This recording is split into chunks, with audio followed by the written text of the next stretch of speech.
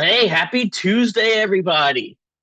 Um, this is a fun little game I like to play whenever I first start the webinar.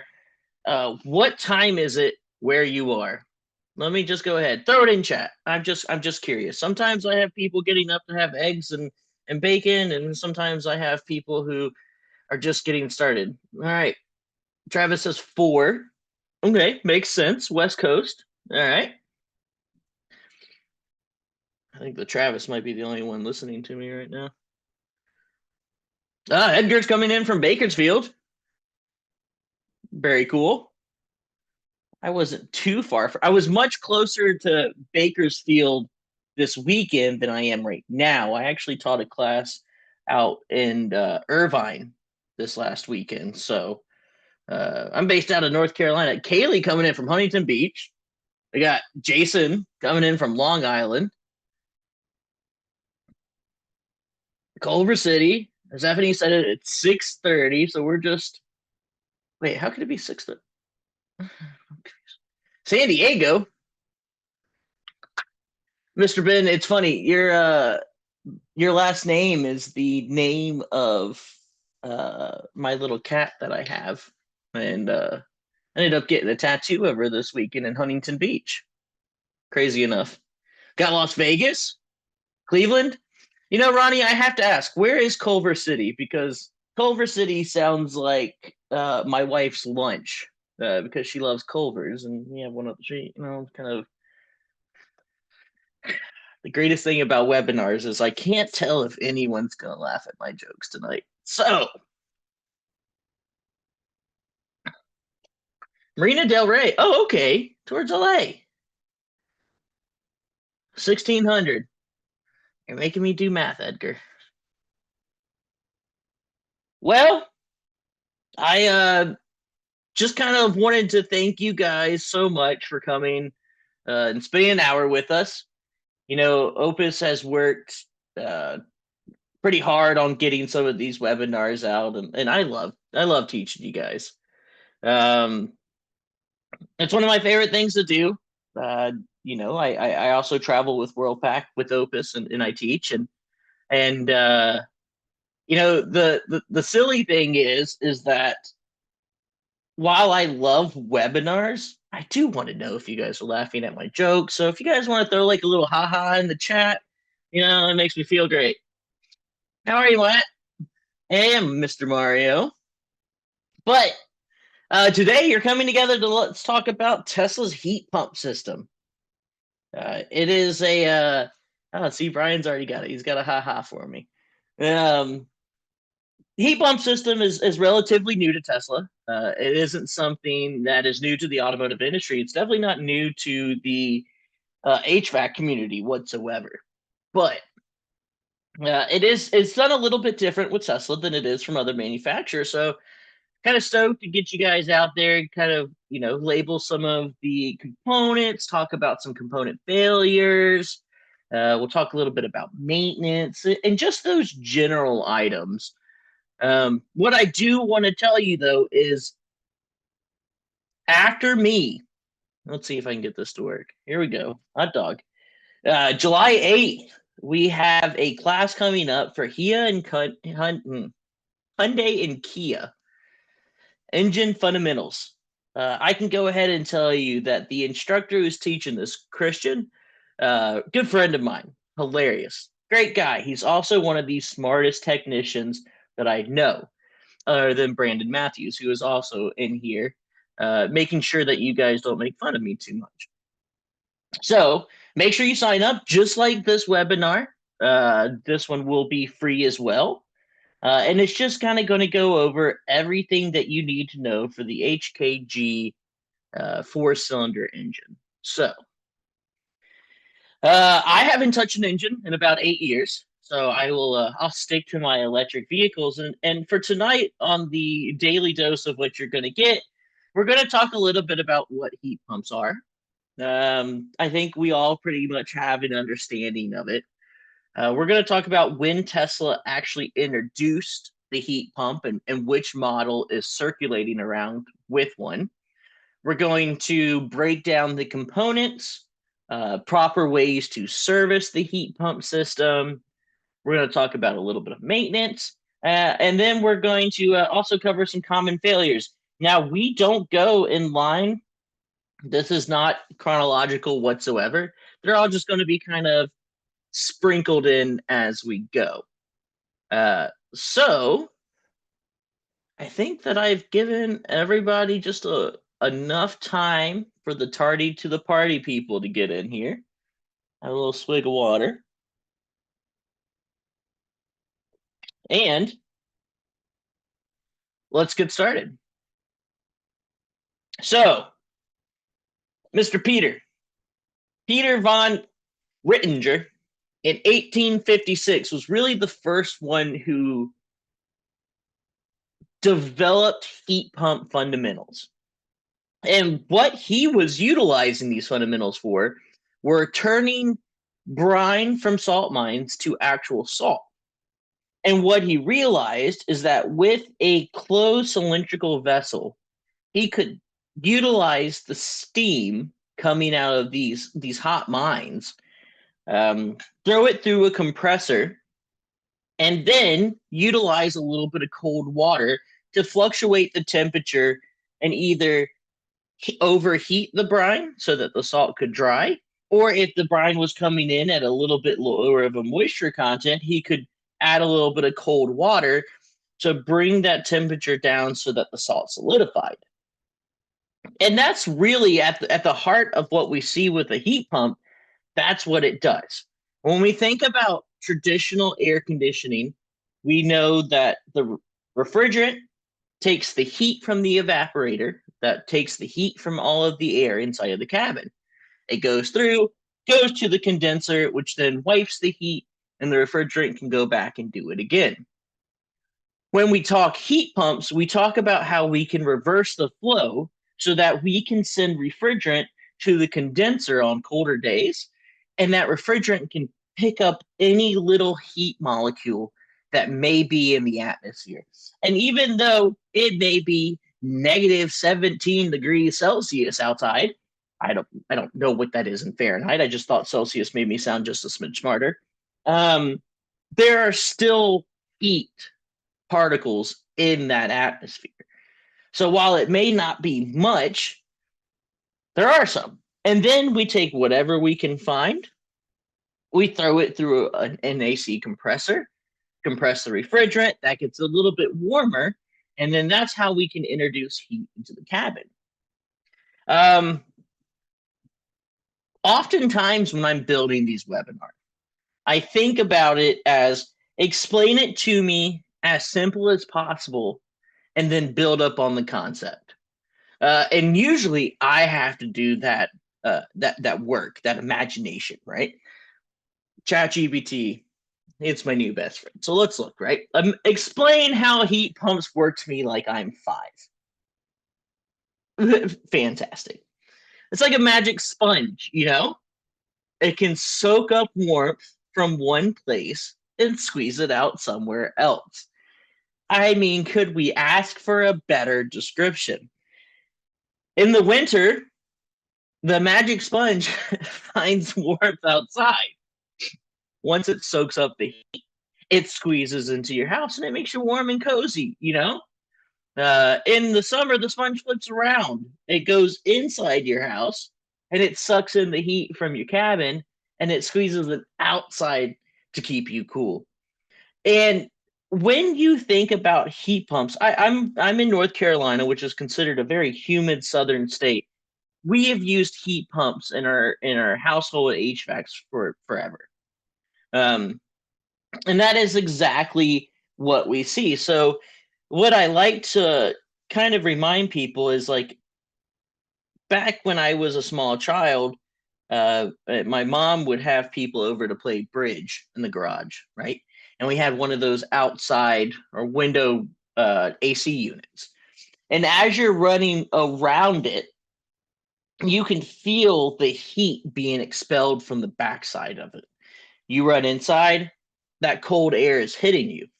Well, during the winter, if we were out there doing a woodworking project or something like that, that AC unit also was a heater. And if I ran around the garage in the same direction, the exhaust fumes coming out of the back of it was cold. Never really understood how it got that way. But when you think about the properties of refrigerant and what all it can do, uh, its main job is to just sit there and take heat from wherever in its pressurized form it goes.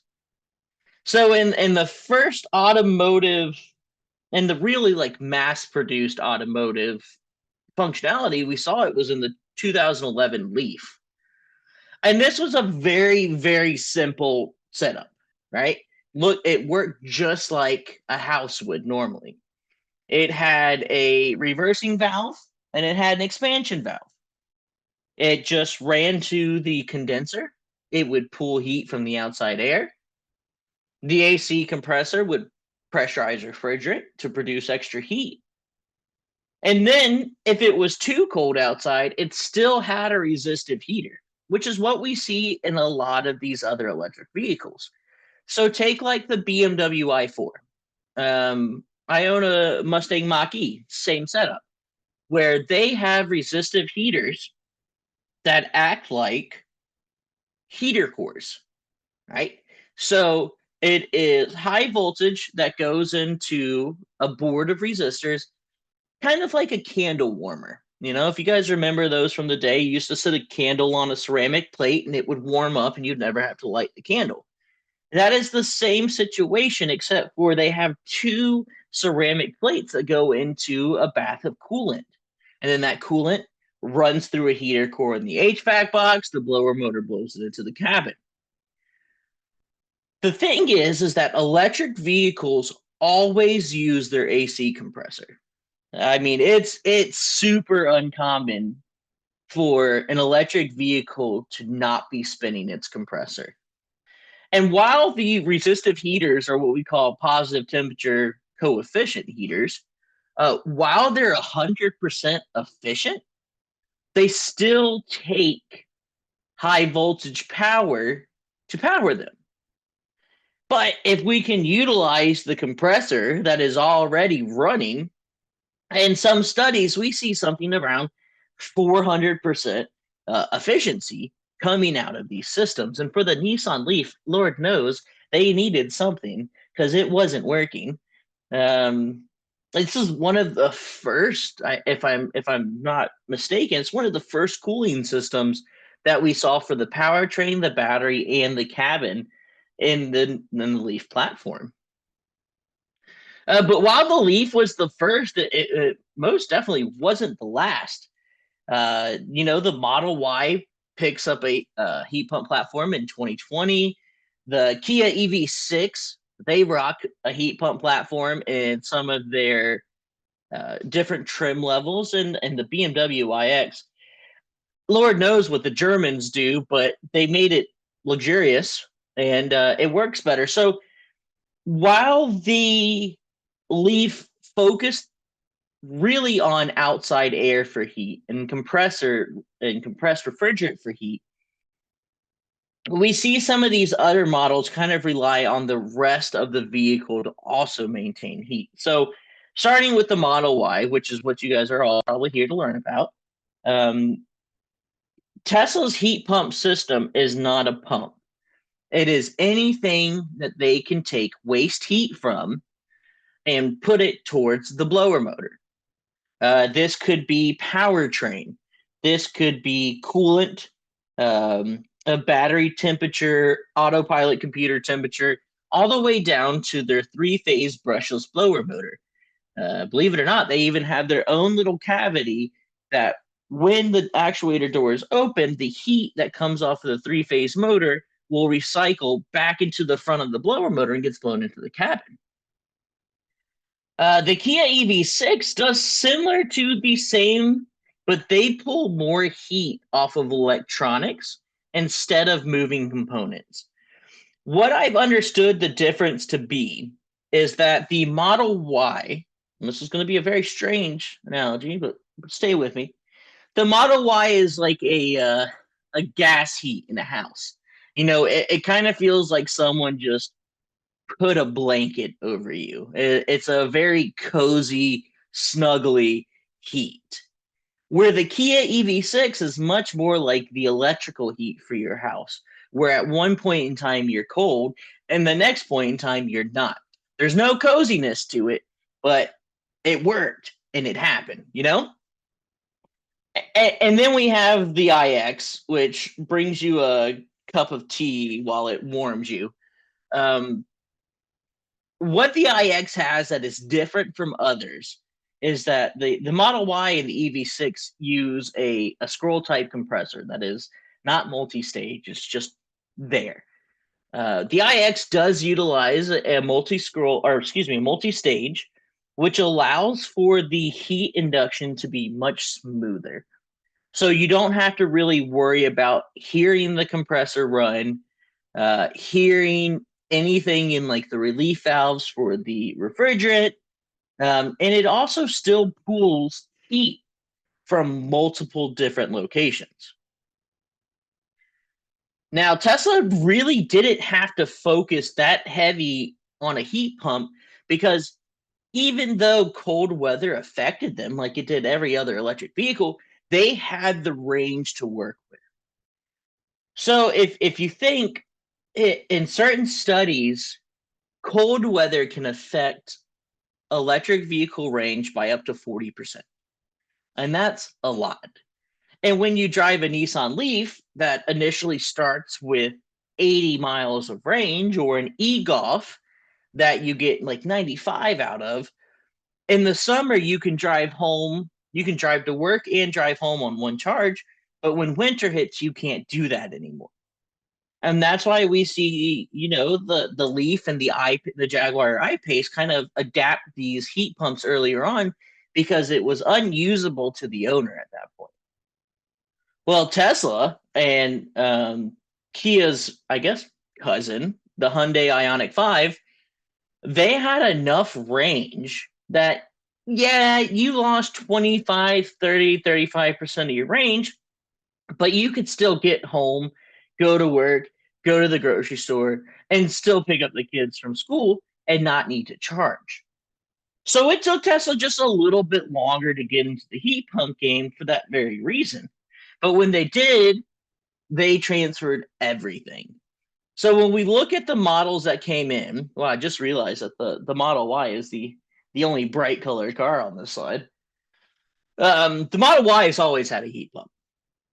It was produced with one, and it still has one to this day. Now, the Model 3 didn't receive a heat pump until it went through its refresh in 2021. Same with the Model S and the Model X. When both of those went to the Palladium body style, that's when we see the introduction not only of the 16-volt lithium-ion battery, but also of a heat pump system. And then the Cybertruck has always been produced with a heat pump. Now, there are a couple of physical features that as you're walking out to the vehicle, it's very easy to identify if this is going to be a heat pump or if it's not. And if it's not a heat pump, it's just a very conventional refrigerant system. You're going to have a condenser, an evaporator, an AC compressor, a desiccant bag. I mean, it's nothing different than what we're used to, except for instead of the compressor being belt driven, it's high voltage driven. So to start with like the Model 3s, if you walk out, let's see if I got a handy dandy laser. You can see how all of this trim is chrome. Chrome, chrome, chrome, chrome, chrome, chrome, chrome, chrome. When the Model 3 went through its facelift, everything changed to black trim. And I know you may go, well, what if they got it wrapped? Well, if they did, you know, that's up to you. I'm sorry. But you could also see the difference in the aero caps. And there are a couple of different physical features of the vehicle that changed with that upgrade.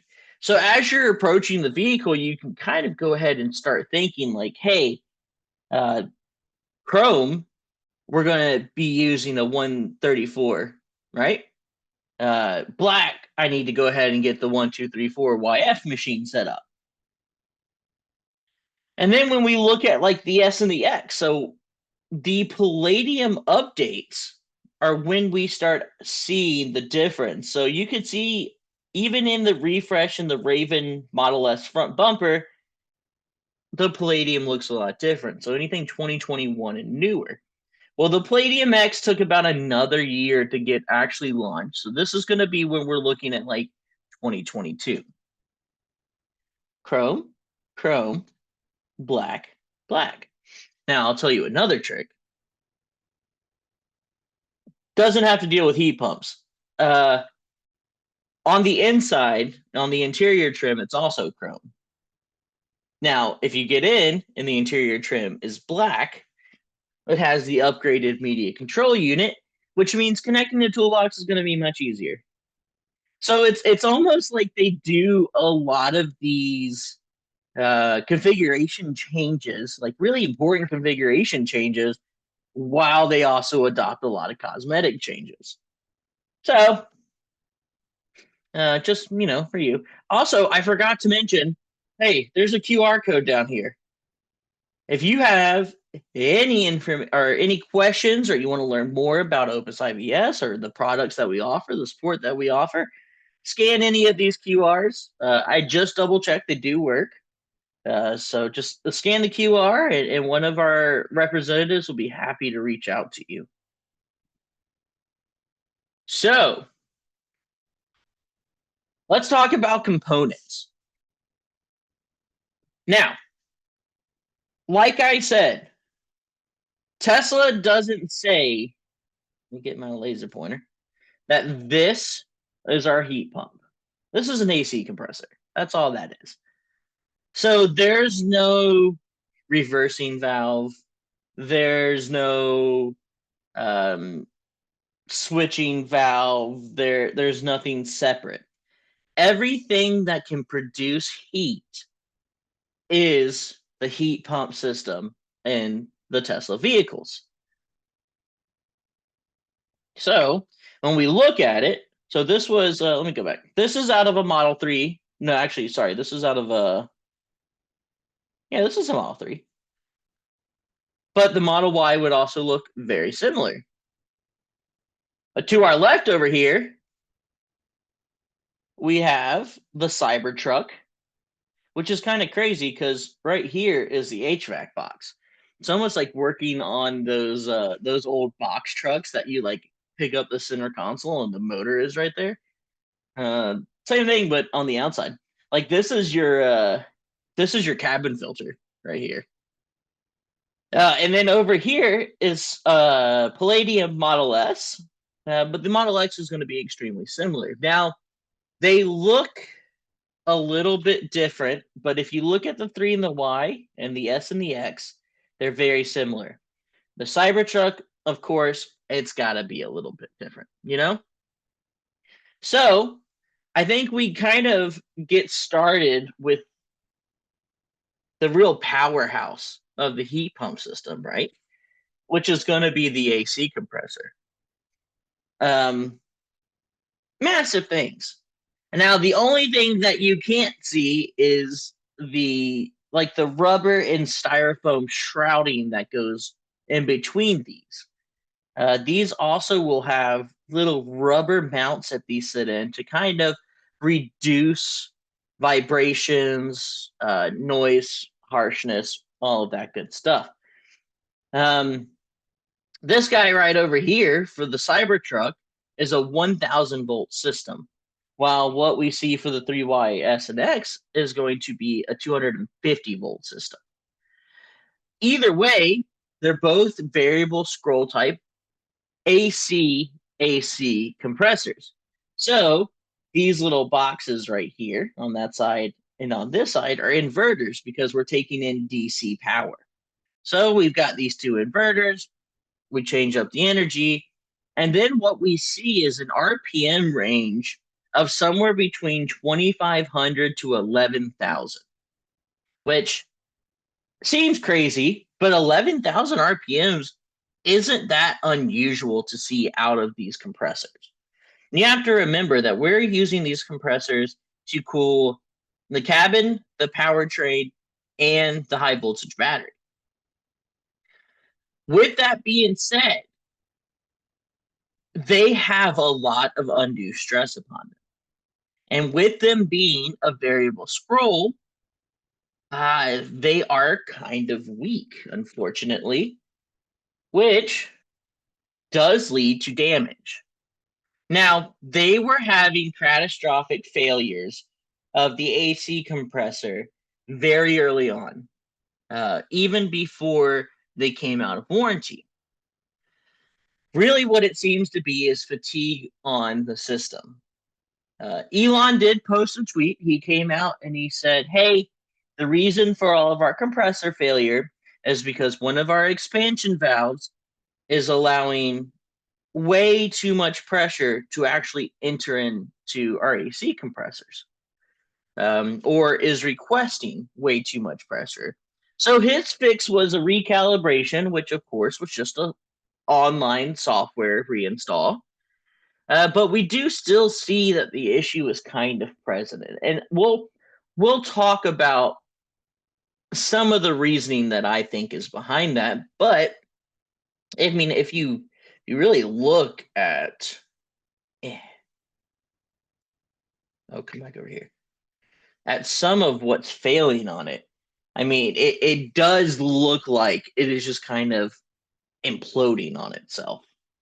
So very much could just be too much pressure. Under pressure. All right. Now, the next thing, because the heat pump system is extremely easy. Like that's what I'm here to paint for you guys. You have a compressor, and that compressor pushes into the super manifold.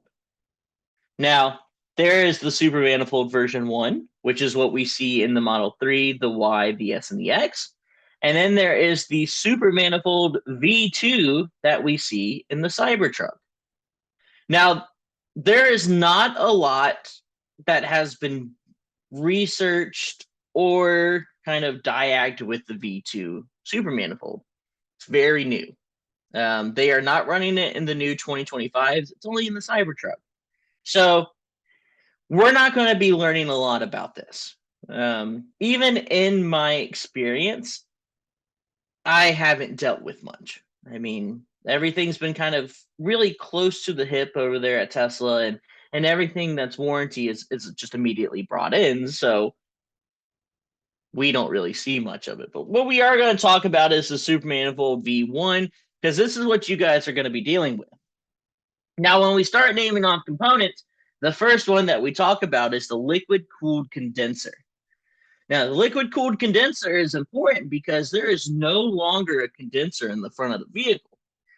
There is this guy, and then there is a condenser inside of the HVAC box in the cabin. Now, what this guy is used for, obviously, it's to take heat away from the refrigerant during normal AC use. Instead of using air, we just use coolant, because coolant kind of has the same heat intrusion properties that we see with refrigerant. The other cool thing about this is we can kind of flip sides, and when the battery is cold or the cabin is cold, we could take warm coolant that is coming off of the powertrain or coming out of the radiator, and we can use that to push heat into the refrigerant that we are sending to the condenser.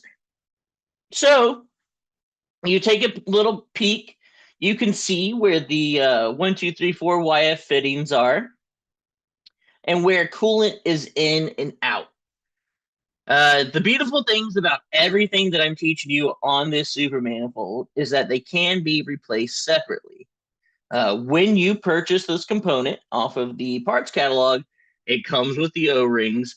It used to come with the 4 bolts that held it in place, but Tesla said you didn't need to remove them anymore, or replace them. Excuse me, you don't have to replace them anymore. You still you have to remove them to get it out. It doesn't come out if you don't. But it does a great job. And the second little boxy thing that we have on the V1 manifold is our battery chiller. Uh, Same thing that we utilized in the older systems, but instead of having it on a separate mounting point, we went ahead and mounted it to the same manifold that the refrigerant is going to run through. Just like the liquid cooled condenser, this job is to remove the heat from the coolant that is being circulated to the battery, or it's used to produce heat to the coolant to get that battery up to about 70 degrees Fahrenheit. So refrigerant really does have a massive play in these systems. And that's why refrigerant leaks, like, it will put a vehicle in limp mode because it's very important. Now, when we start talking about some of the failures that have been seen, especially in a high refrigerant pressure system like this, one of the first ones is with the chiller. We have seen some splitting of the seals and manufacturing defects that allow refrigerant to slowly leak out over time. Now, this more than likely wouldn't happen until 30-ish thousand miles, or excuse me, wouldn't show itself until about 30-ish thousand miles. So this issue may be present from factory, but it's not like the end-of-line technicians are going across the vehicle with UV lights to make sure there's no refrigerant leaks. So if you're trying to find something very small, luckily Tesla has already applied dye to the system.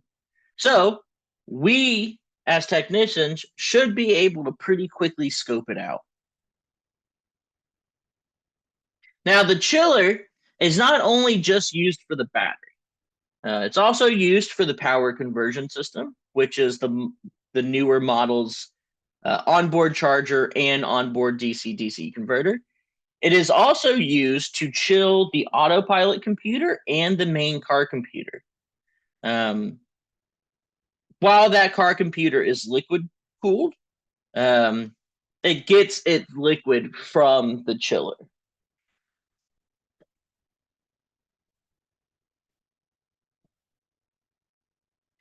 Next up, we have the receiver dryer, or the accumulator is what Tesla calls it. Of course, why not? Really, what the most important part of the receiver dryer is that it holds our desiccant bag. In the V2, it's a very easy desiccant bag cartridge. In the V1, it's the same. It is not like it is a loose bag with a cap. It comes out as a full cartridge. Not only that, but it also has two non-serviceable filters on top and bottom of the desiccant bag, and it also holds all of the excess refrigerant. Now, the unfortunate part about the accumulator is that it is molded into the super manifold. So this one you cannot replace separately. You would have to actually get the full manifold to get everything replaced if you saw a crack or something in it. Now, here is where me and Mr. Musk are going to disagree, or whoever Mr. Musk had say this. I believe desiccant bags are an extremely important service on these vehicles. The reason for that is that these compressors idle somewhere around 42 to 4,800 RPM, sometimes 6 to 7,000 RPM, which is much higher than what we see in traditional vehicles. And while it doesn't create moisture, it does allow for metal to get encapsulated into the oil, which then gets caught by a desiccant bag. This is new. This is not something that has always been there. Mr. Musk has come out and said that if you have a heat pump system you are not required to replace your desiccant bag. Now, these little twos right here, it says, well, if you don't have a desiccant bag, or excuse me, if you don't have a heat pump, you got to replace desiccant bag. So that's everything from like 2012 to 2020. Like I said before, with the compressors blowing, they either blow before warranty or they blow after warranty. And that after warranty seems to be followed by those who didn't have desiccant services, like they were pushed in traditional vehicles. Now, or well, traditional Tesla vehicles.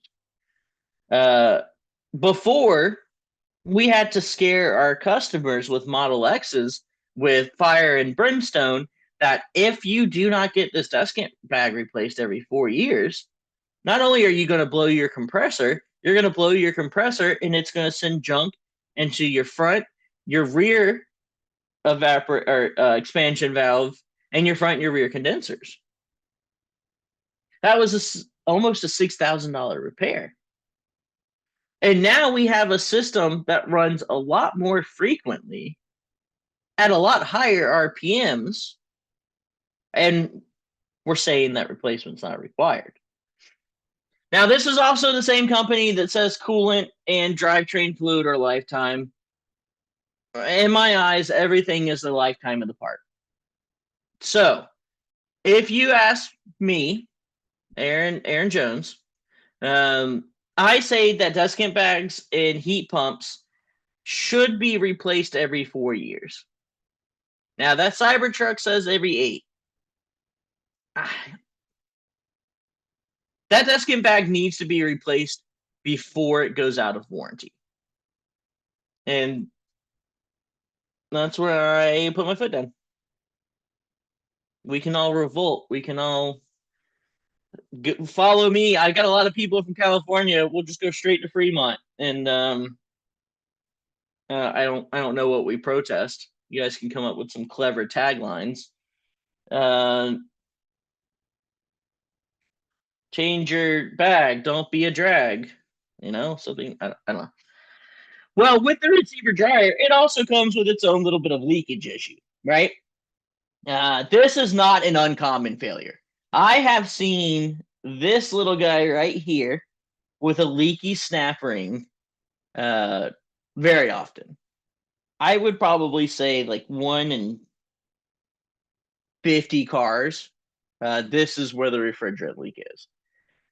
Now, this with the casing breaking is a little bit more uncommon. This is usually something that will be caught within the warranty period, but if it is missed, you kind of know where to take a peek at. Fortunately, can't be replaced by itself. The snap ring can, and as long as it didn't, the grooves from the machinery isn't damaged, you can replace the snap ring and the plastic cap. But if you start to see dye leaking out from the actual casing, that's kind of where you're in a little bit of trouble. You got to actually get the whole manifold. And now let's talk about the actual powerhouses of this manifold. That's going to be our expansion valves. So on this system, we have 6 different expansion valves and 1 shutoff valve. So easy enough, the left side and the right side condenser expansion valve is there specifically to send compressed refrigerant to the 2 condensers inside of the vehicle. Now, under these little black caps that you see are just a little electromagnetic caps. Underneath them are going to be little metal domes that have needle valves inside of them. Very much like an ABS unit, you know, very, very much like an ABS trigger. So as the front vehicle controller starts to request heating into the cabin, the needle valve starts to close, the refrigerant goes under a heavy due pressure, and then it's sent into the cabin, where it runs across the condenser fans, condenser fins that are right in front of the blower motor, and the blower motor pushes the heat on. Very simple system. 6 expansion valve, right? So let's look at like the liquid cooled condenser, right? This expansion valve is used mainly when a small amount of cabin heat is needed. Not like you're bumping it up to 80 degrees when it's 32 outside. More like it's like 54 degrees outside and you want it to be like 70, you know? That's when we see this guy kick in because it's much more efficient to just warm up a little bit of refrigerant using powertrain coolant than actually increasing the compressor's RPM to send a lot more refrigerant through the two condensers. The evap expansion valve down here, it's adjusted just using the subcool sensor, which is right here, to do normal AC work and remove the moisture from the cabin. This little shutoff valve, it is mounted directly parallel with the expansion valve, and it's mainly there to just protect the system from any overpressure. So here's our liquid chilled.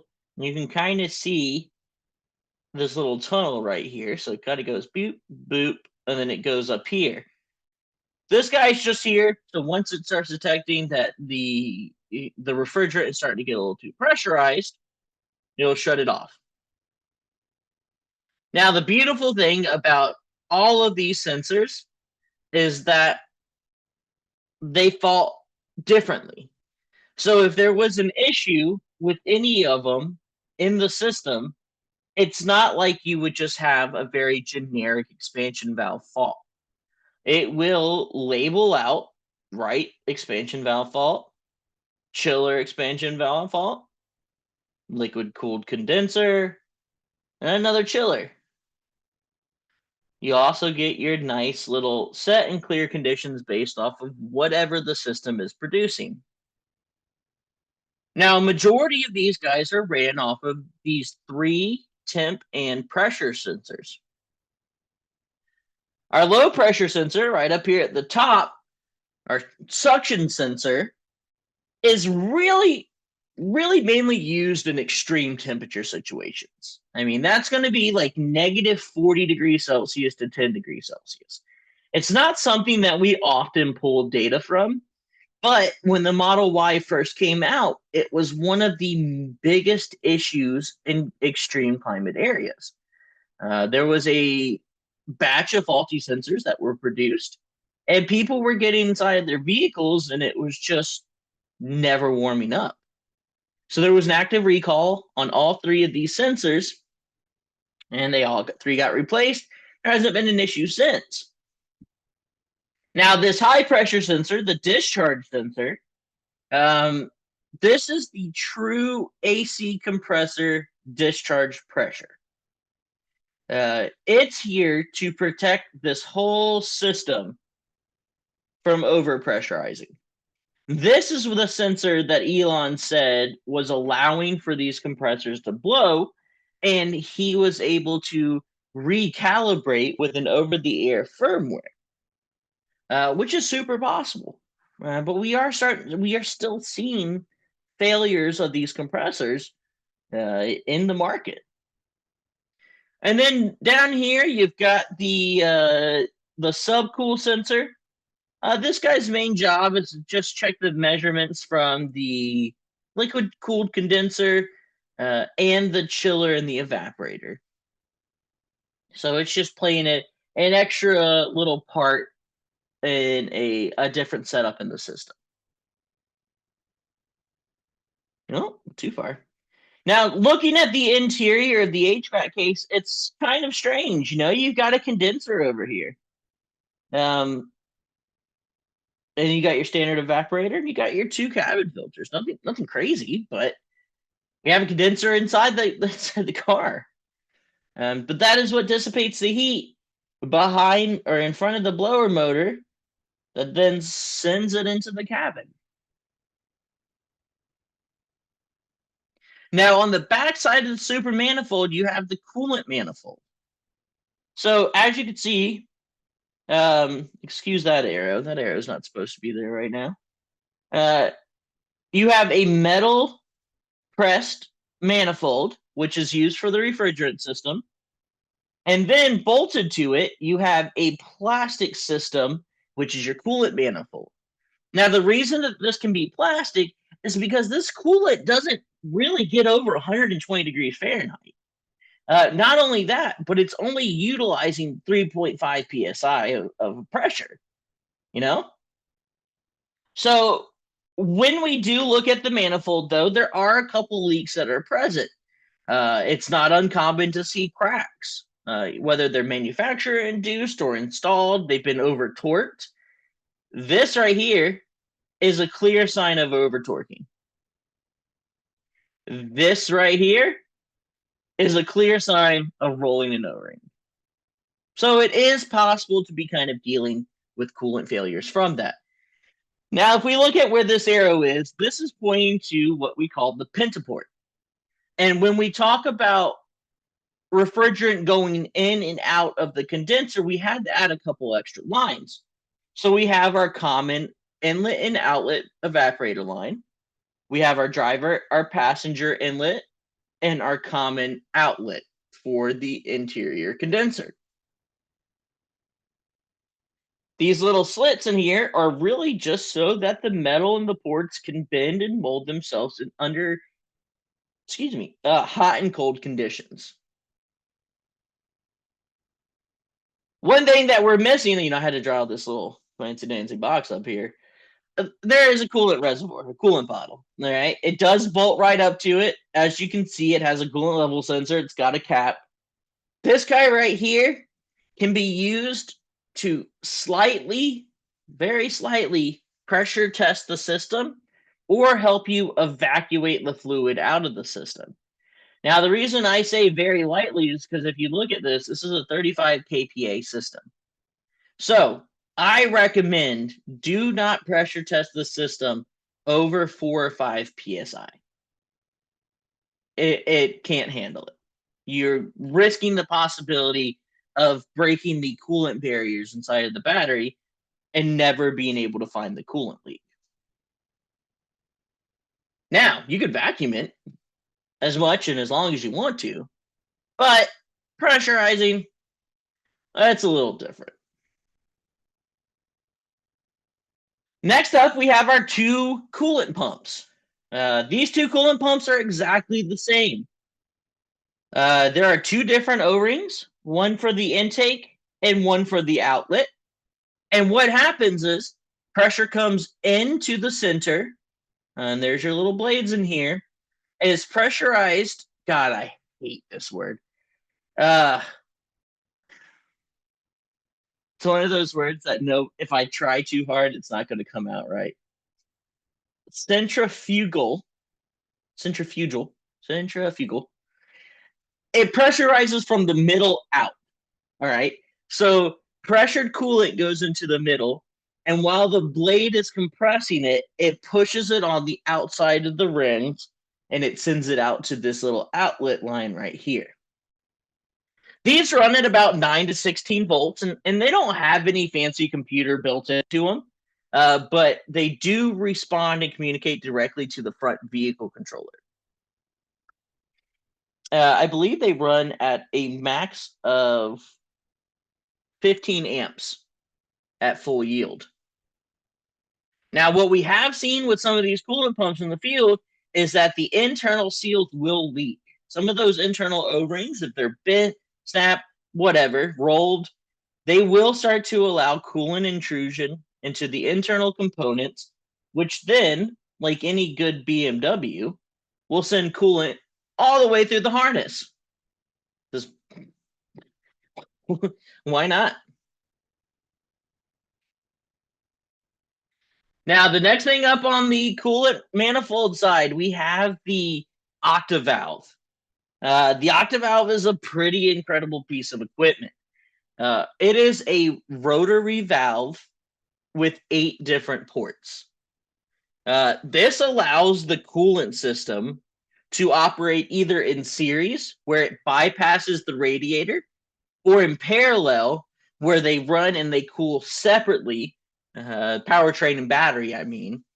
And they also can utilize the system in a bunch of different ambient temp situations. Now, this is built into 3 different portions. You have the motor and the gearbox right over down here. You have the valve core, and then you have the valve seat down here at the bottom. Unfortunately, this whole thing, while you can get it separately, has to be replaced as a full component. It's not like, actually, I take that back. I believe that I did see that there is a service kit coming out for the motor and gearbox. So hopefully by the next time you have to replace one, they have a kit. And we don't really see much happening with it. I mean, it does leak. Yeah. Destroys connectors. But anything that holds coolant will leak eventually. And now heat pump systems still utilize a radiator, but it's just not used as often. The radiator is specifically used for powertrain cooling, especially in colder climates. While the super manifold is spending all of its time warming the battery and the autopilot computer, the powertrain is already hot. Like it doesn't need to be cooled off. So that is when we utilize the radiator to still cool off the coolant and also separate some of that warm coolant so that we can utilize it for the battery.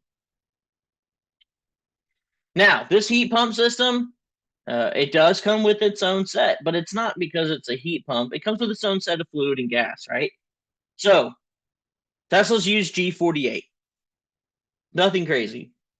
Now, if you look into the service instruction, there is a pink coolant it should use, but G48 is used in a majority of the situations.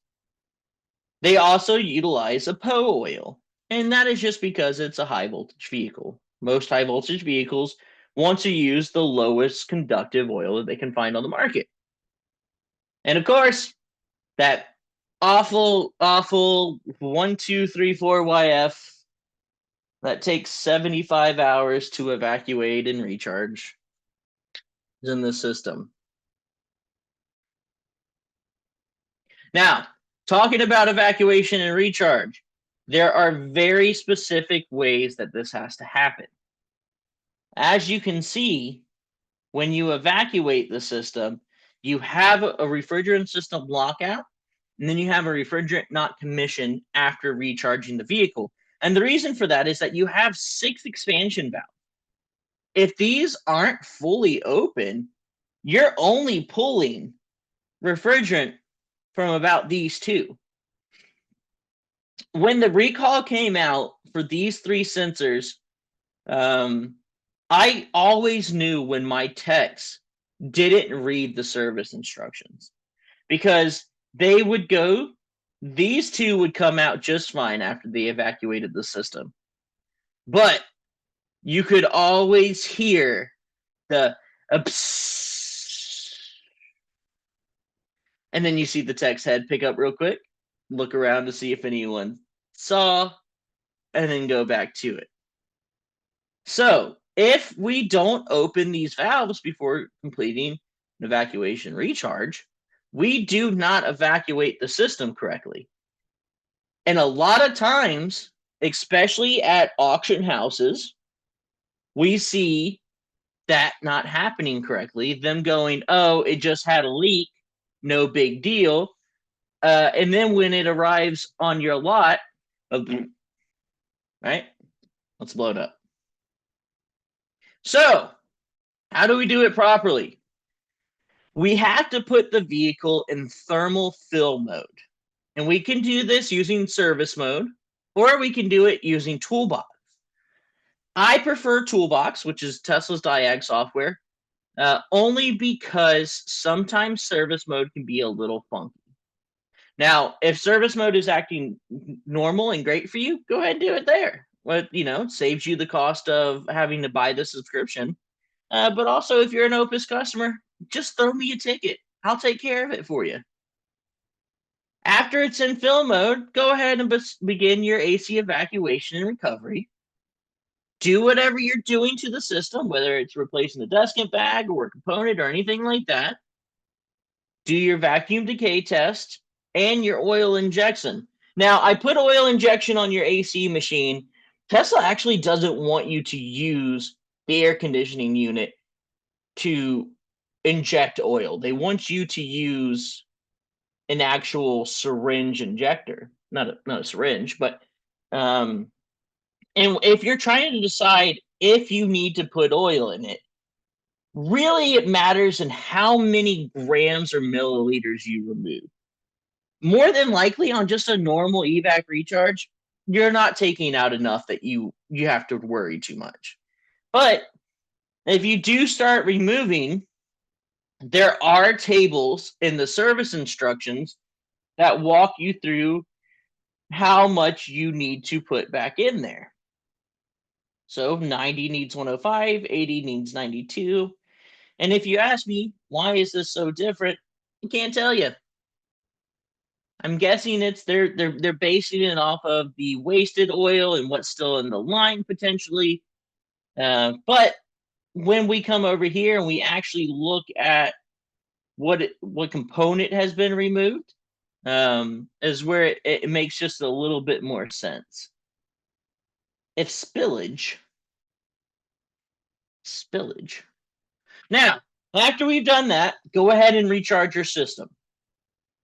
Once the system is recharged, select Stop Thermal Fill and Drain. This will either be on your toolbox or your service mode, however you did it.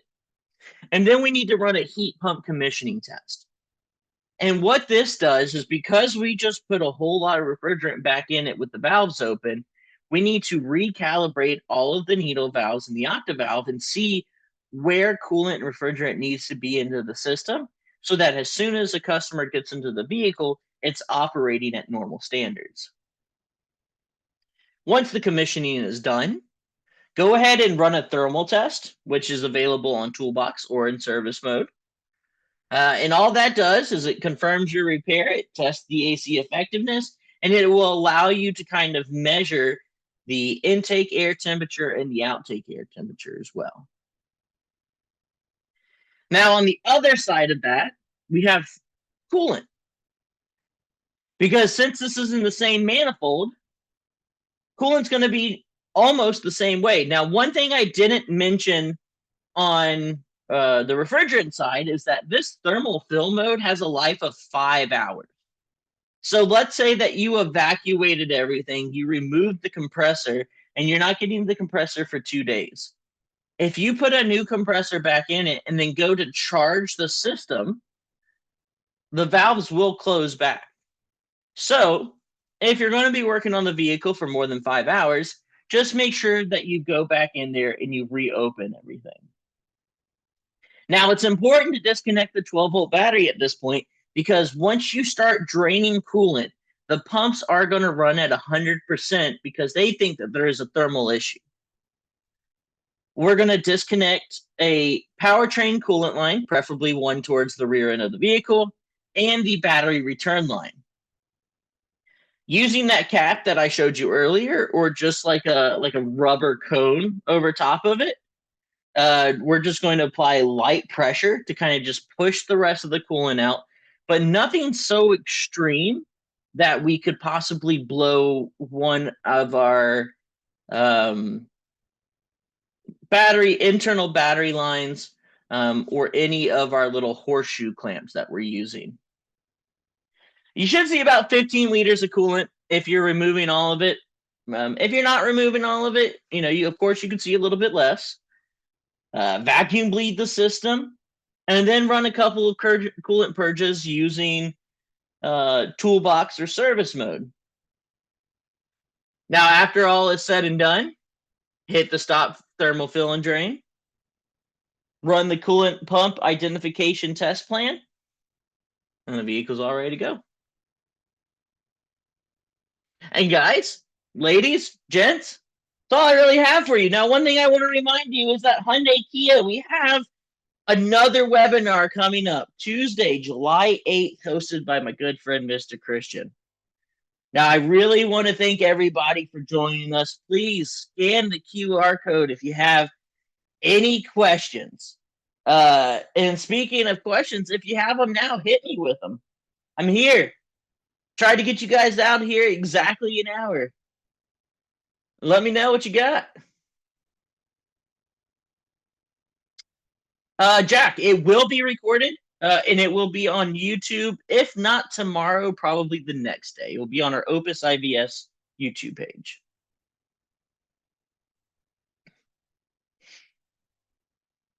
Thanks for coming, Christopher. Thanks for coming, Jack. Thanks, Luis. Lee. Oh my goodness. Can't even keep up with you guys anymore. I look forward to you guys at the next webinar. Stay tuned. It may not be a Tesla webinar, but we're definitely going to have another electric vehicle one coming up for you. Edgar asked if I think that this will ever pull over to heavy duty. I do. Now, I have a little bit of an in because my father-in-law used to sell the skid steers for Caterpillar. He was pretty high up with them. And right as he was leaving Caterpillar, hybrid and other heat pump technologies were being researched for heavy duty land clearing and other equipment. So I think once they can make the money off of it, we will probably see it. But hey, if you guys don't have anything else for us, make sure you scan the QR code. Also, you know where to find me. So throw in a ticket and I'll be happy to answer any questions you guys may have. So everyone have a great night. Enjoy the rest of your Tuesday.